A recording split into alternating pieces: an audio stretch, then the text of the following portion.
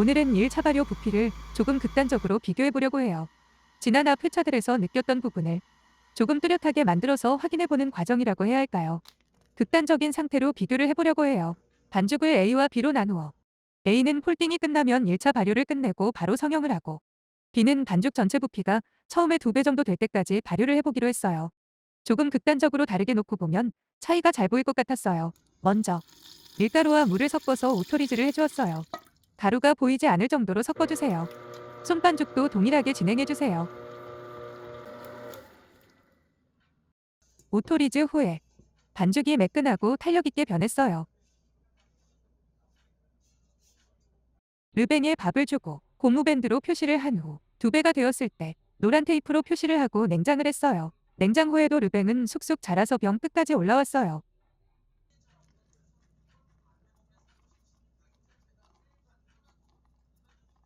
르뱅과 소금을 넣고 잘 섞어주었어요. 재료가 서로 섞이는 정도로만 반죽기를 돌렸어요. 손반죽을 하실 때도 각 재료를 서로 잘 섞어주세요.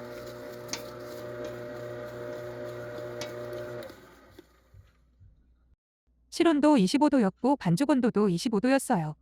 1시간 후 반죽은 처음보다 큰 변화는 없어 보여요. 반죽을 쭉 당겨 올려서 접어주었어요. 전체를 돌아가면서 반복하고 탄력이 느껴질 때까지 당기고 접고 마무리했어요.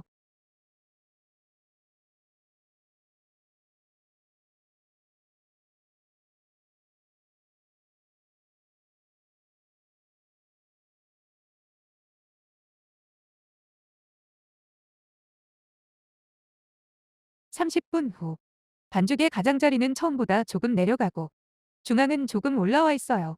이번에도 동일하게 반죽을 쭉 늘려서 접어주었어요. 전체 면을 돌아가면서 늘려주고 접어주었어요. 마지막에 마무리하고 실온 발효를 이어갔어요.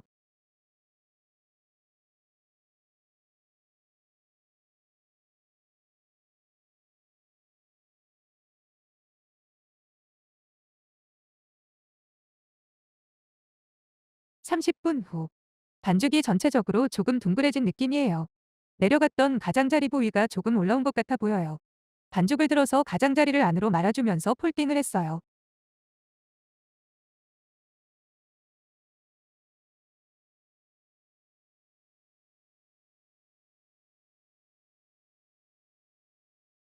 (30분) 후 처음보다 드라마틱하게 반죽의 변화가 있지는 않아요. 그래도 잘하고 있는 느낌이에요. 반죽을 만질 때 느낌도 조금 더 탄력있고 끈적임이 줄었어요.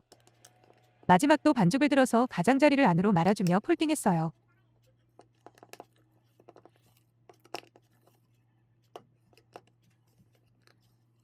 이렇게 보니 탱크라고 빵실해진 것 같아 보이네요. 폴딩 후 바로 반죽을 A와 B로 분할했어요. A는 바로 성형을 해서 2차 발효를 했어요. B는 부피를 확인할 수 있는 통에 담아서 실온해서 계속 발효를 했어요. A를 성형하는데 확실히 아직 반죽 그 자체라는 느낌이 들어요. 표면도 끈적임이 있고 아직 반죽 안에 공기층이 많지 않고 밀도 있는 그런 느낌이에요. 덧가루를 뿌리니 끈적임은 줄었고 발효가 많이 진행된 상태가 아니라 성형하기는 조금 편했어요. 말랑말랑 수제비 반죽 느낌 정도? 반죽을 접고 말아주고 반느통에 담아서 실온해서 2차 발효를 이어갔어요.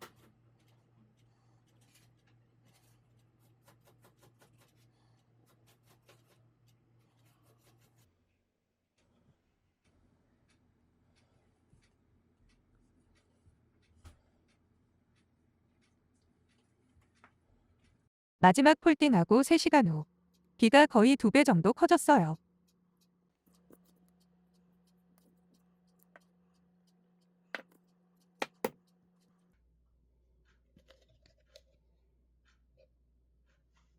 반죽을 꺼내서 성형을 했어요. 반죽이 전체적으로 방실방실한 느낌이에요. 공기 방울이 가득 차 있고 표면이 얇아서 껍질이 밀리거나 찢어질까봐 조심스러워요. 동일한 방법으로 성형을 하고 반느통에 담아서 2차 발효를 했어요. 이미 부피가 커져 있는 상태이기 때문에 거의 반느통이 가득 찼네요. A도 실온에서 많이 자랐고 B도 A만큼 부피가 클 때까지 실온에서 발효를 할 거예요.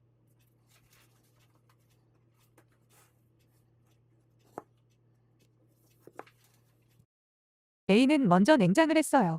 두 반죽을 동일한 시간 실온에 두고 싶었는데 아무래도 B는 성형할 때 가스가 조금 빠진 상태였기 때문에 다시 부풀어 오를 때까지 시간이 더 필요할 것 같아 A를 먼저 냉장하고 B도 비슷한 상태로 커졌을 때 냉장을 했어요. 사실 1차 발효를 많이 한 반죽은 2차 발효를 언제 끝내야 할지 더 어려운 것 같아요. 이미 반죽에 공기층이 많고 폭신해서 손가락으로 눌러봐도 더 모르겠어요. 어디까지 해줘야 할지 조금 헷갈리네요. 평소 구웠던 빵들만큼 비슷하게 부피를 맞춰보면 될 것 같아요. 거의 반내통만큼 차올랐고 포크 테스트를 했을 때 서서히 올라오는 느낌이라 냉장을 했어요. 냉장고에서 발효가 지연되어야 하는데 요즘 냉장에서도 자꾸 더 자라 조금 아슬아슬 불안하네요.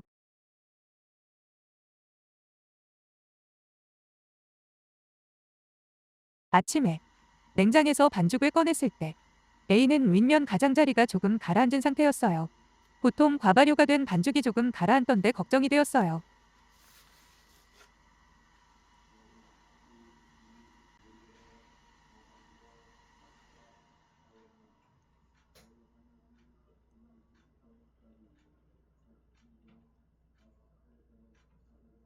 예열한 오븐에 반죽을 넣고 얼음으로 스팀을 주고 구워주었어요. 생각보다 볼륨이 나오면서 과발효가 아니었나? 그냥 힘이 없어서 가라앉은 거였나? 라는 생각도 했어요. 이번에는 두 번째 반죽 갈게요. B 반죽은 가라앉거나 하지 않았고 거의 냉장에 넣었을 때와 비슷하거나 약간 더 자랐나? 할 정도 큰 차이는 없어 보였어요. 총 시간으로 보면 B가 A보다 실온에서의 전체 발효 시간이 20분 정도 더 길었어요.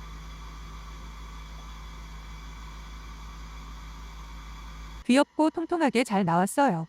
의외로 성형할 때 좀 팡팡 두드려서 그런지 표면에 기포도 많지 않았지만 A보다는 약간 부피가 더 큰 느낌이었어요.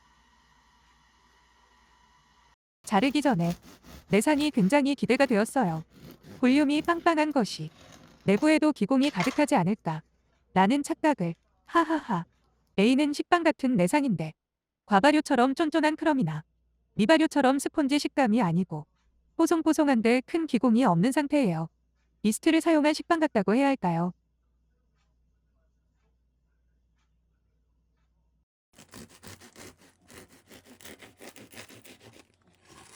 B는 큰 기공이 듬성듬성 있었어요. 1차 발효가 길어지면 공기층이 많아져서 그런지 기공이 조금 더 나오는 느낌이에요.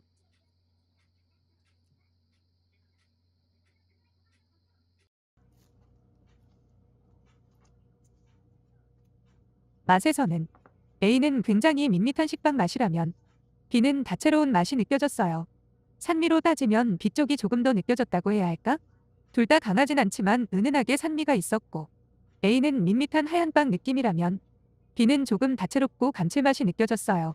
A는 깨끗하고 깔끔한 정말 기본 흰빵 맛이고 B는 조금 더 여러 가지 맛이 느껴졌어요. 항상 1차 발효가 부족하면 2차에서 보완한다는 마음으로 발효에 신경 쓰라는 말을 거의 2차 발효에 포커스를 맞춰왔었어요. 몇 번의 실험을 통해서 1차 발효에 대한 집중도가 더 올라갔어요. 앞으로 조금 더 신경 써 보려고 해요. 그럼 오늘도 즐배하세요. 끝.